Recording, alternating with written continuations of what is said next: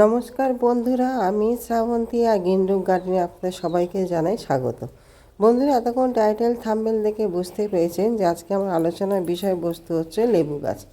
কেন আমাদের বর্ষা চলছে, আর এই বর্ষার সময় আমাদের যে সমস্ত লেবু গাছগুলোতে ফল ধরেছে, আবার কিছু গাছে যেগুলোতে ফল ধরেনি, এই সময় আমরা কি যত্ন পরিচর্যা নেব, কিভাবে গাছগুলোর পরিচর্যা করব বা কী খাবার গাছে প্রয়োগ করব যাতে করে আমাদের এই সমস্ত ফলগুলো সুন্দরভাবে বৃদ্ধি ঘটে, ভালোভাবে ম্যাচুরিটি লাভ করে। আর পাশাপাশি যে সমস্ত গাছে লেবু হয়নি সে সমস্ত গাছগুলোতে কিভাবে আমরা যত্ন পরিচর্যা নেব যাতে প্রচুর পরিমাণে ফলন যেন আগামী সিজনে পেতে পারি। আজকে সেই নিয়ে ভিডিও, সেই নিয়ে বিস্তারিত সব কিছু বলবো। বন্ধুরা, স্কিপ না করে পুরো ভিডিওটার সঙ্গে থাকুন, অবশ্যই আপনাদের উপকারে আসবে। বন্ধুরা, সর্বপ্রথম যে দুটো পয়েন্ট আমি বলবো সেটা খুবই জরুরি, এই বর্ষার সময় খুবই গুরুত্বপূর্ণ।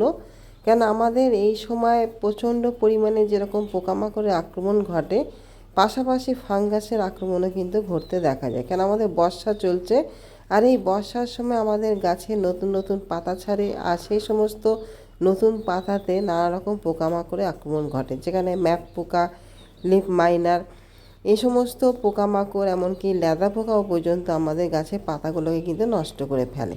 সেই জন্য অতি অবশ্যই আমাদের কিন্তু একটা ভালো কীটনাশক গাছে প্রয়োগ করতে হবে।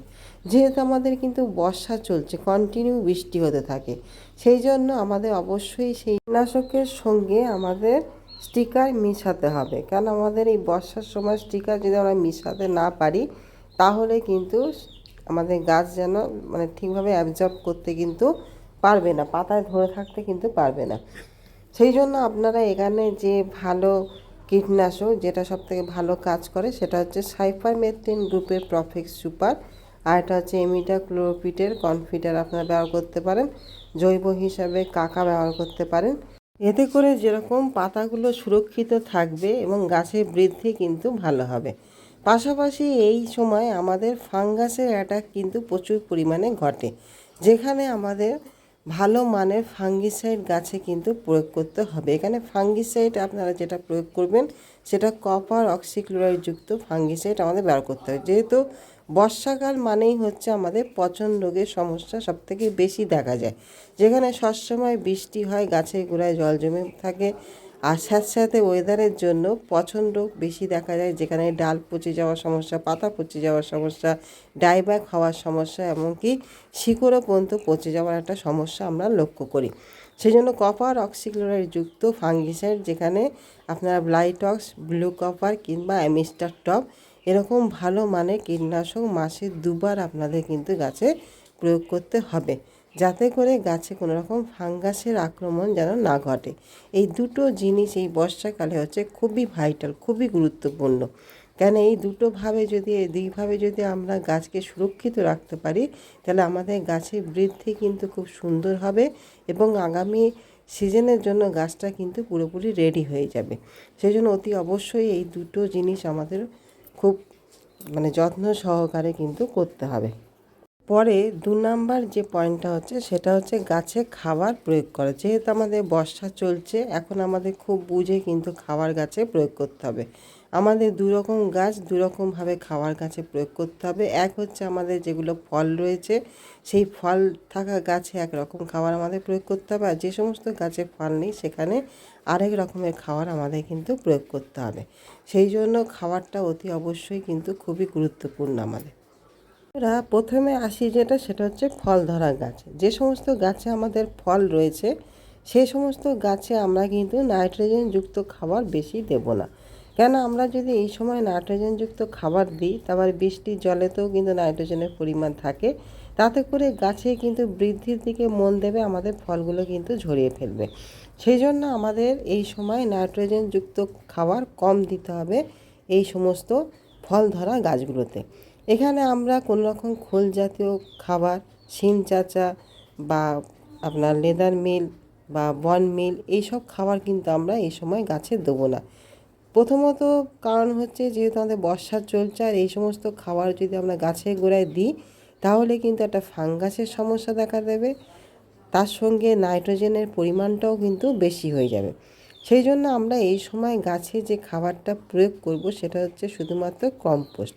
এখানে ভার্মি কম্পোস্ট আপনারা দিতে পারেন কিংবা কাউডাং কম্পোস্ট দিতে পারেন। তবে হ্যাঁ, কাউডাং কম্পোস্ট অবশ্যই যেন 1 বছরের পুরনো হয়। আমাদের যেরকম টব, যদি আপনাদের 10 থেকে 12 ইঞ্চির টব হয় তাহলে আপনারা 2 মুঠো পরিমাণ কম্পোস্ট দেবেন।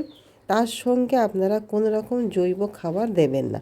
এখানে আমরা যেটা দেবো সেটা হচ্ছে ম্যাগনেসিয়াম সালফেট অল্প দেবো, তার সঙ্গে হিউমিক অ্যাসিড দেবো আর পটাশিয়াম সালফেট দেবো আপনার 1 চামচ করে, যদি আমাদের 10 থেকে 12 ইঞ্চির টব হয়ে থাকে। আপনাদের যেরকম টব সেরকম টব হিসাবে আপনারা খাবারটাকে সেট করে নেবেন। এখানে কোনো রকম জৈব খাবার আমরা এই সময় গাছে কিন্তু দেবো না। দ্বিতীয়ত, আমরা এখানে যে ফলগুলো রয়েছে সেগুলো যাতে সুন্দরভাবে পরিপুষ্ট হয় এবং বৃদ্ধি পায় এবং মিষ্টতা যেন ভালো হয়, তার জন্য আমাদের কিন্তু একটা সুন্দর খাবার যেরকম আমরা গাছে গোড়ায় দেবো, উপর থেকেও কিন্তু আমরা একটা পটাশিয়ামযুক্ত খাবার কিন্তু স্প্রে করবো। এখানে 05234 কিংবা 0050 আপনারা স্প্রে করবেন মাসে 1 বার করে।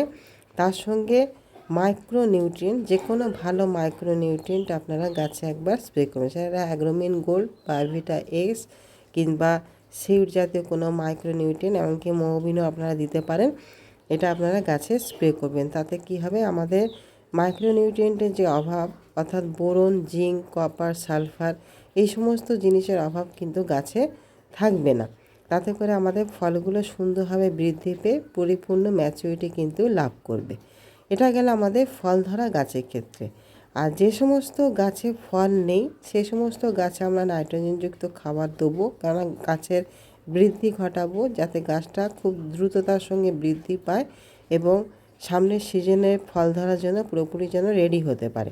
সেই জন্য এখানে আপনারা মিক্স জৈব খাবার সেটা আপনারা গাছে প্রয়োগ করবেন এবং তার সঙ্গে অবশ্যই মাইক্রোরাইজার কিংবা আপনারা যেটা আমাদের ট্রাইকোডার্মা ভিরিডি, সেটা আপনারা অবশ্যই গাছের গোড়ায় কিন্তু প্রয়োগ করবেন। এখানে মাইক্রোরাইজার কিংবা ট্রাইকোডার্মা ভিরিডি যে কোনো একটা আপনারা গাছে অবশ্যই মিক্স খাবারের সঙ্গে গাছে কিন্তু প্রয়োগ করবেন। তাতে করে গাছে ফাঙ্গাস লাগার সমস্যা কিন্তু থাকবে না। এখানে যেটা দেখতে পাচ্ছেন যে আমি ভার্মি কম্পোস্ট নিয়েছি, তার সঙ্গে নিয়েছি হাড় গুঁড়ো, শিম চাচা, তার সঙ্গে আমাদের পটাশিয়াম সালফেট, হিউমিক অ্যাসিড আর সুপার ফসফেট, এগুলো মিক্সচার করবেন। এর সঙ্গে যদি পারেন আপনারা জিয়ার দানা দিয়ে দিতে পারেন। এটাকে আপনারা গাছে প্রয়োগ করবেন যে সমস্ত গাছে আপনাদের ফল নেই। তবে হ্যাঁ, এর সঙ্গে অবশ্যই মাইক্রোরাইজার কিংবা আপনারা ট্রাইকোডার্মা ভিরিডি অবশ্যই কিন্তু যোগ করবেন। তাতে করে আমাদের গাছের শিকড় কিন্তু সুস্থ থাকবে। এটা গেল বন্ধুরা খাবারের ক্ষেত্রে। খাবার কিন্তু আমাদের গাছে অবশ্যই প্রয়োগ করতে হবে যাতে আমাদের গাছের বৃদ্ধি যেন দ্রুততার সঙ্গে হয় এবং ভালোভাবে যেন গাছটি বৃদ্ধি পেতে পারে। এই খাবারটা গাছে অবশ্যই প্রয়োগ করবেন।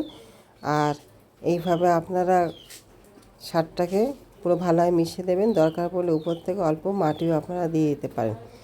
বন্ধুরা, এই কটা টিপস যদি আমরা ফলো করতে পারি, যদি বর্ষাকালে এইভাবে খাবারটাকে প্রয়োগ করতে পারি আর বর্ষাকালে যে ট্রিটমেন্ট দুটো বললাম সেই দুটো করতে পারলে আর আদার্স অন্য কিছু প্রয়োজন কিন্তু আমাদের গাছে পড়বে না। তাতে করে আমাদের গাছটা সুরক্ষিত থাকবে বর্ষাকালে, পাশাপাশি গাছটা সুন্দরভাবে বৃদ্ধি পাবে এবং ঝোপালো হয়ে উঠবে এবং ফলগুলো সুন্দরভাবে ম্যাচুরিটি ঘটবে এবং সামনের সিজনের জন্য গাছটা পুরোপুরি কিন্তু রেডি হয়ে যাবে। বন্ধুরা, আপনারা এইভাবে যত্ন নিন, এইভাবে পরিচর্যা করুন এই বর্ষার সময়। তাতে করে দেখবেন আপনাদের গাছগুলো কিন্তু খুব ভালোভাবে বেড়ে উঠবে। বন্ধুরা, আজকের এই ছিল ভিডিওটি কেমন লাগলো জানাবেন। ভালো লাগলে, উপকারে আসলে অবশ্যই একটি লাইক, কমেন্ট, শেয়ার করবেন। আর আমার নতুন বন্ধু হলে বা এখনও পর্যন্ত যারা সাবস্ক্রাইব করেননি তারা সাবস্ক্রাইব করে আমার চ্যানেলের পাশে থাকবেন। তাহলে আগামী দিন আবারও নতুন কিছু নিয়ে চলে আসবো। এতক্ষণ ধরে ভিডিওটি দেখার জন্য আপনাদের সকলকে জানাই অসংখ্য ধন্যবাদ। নমস্কার।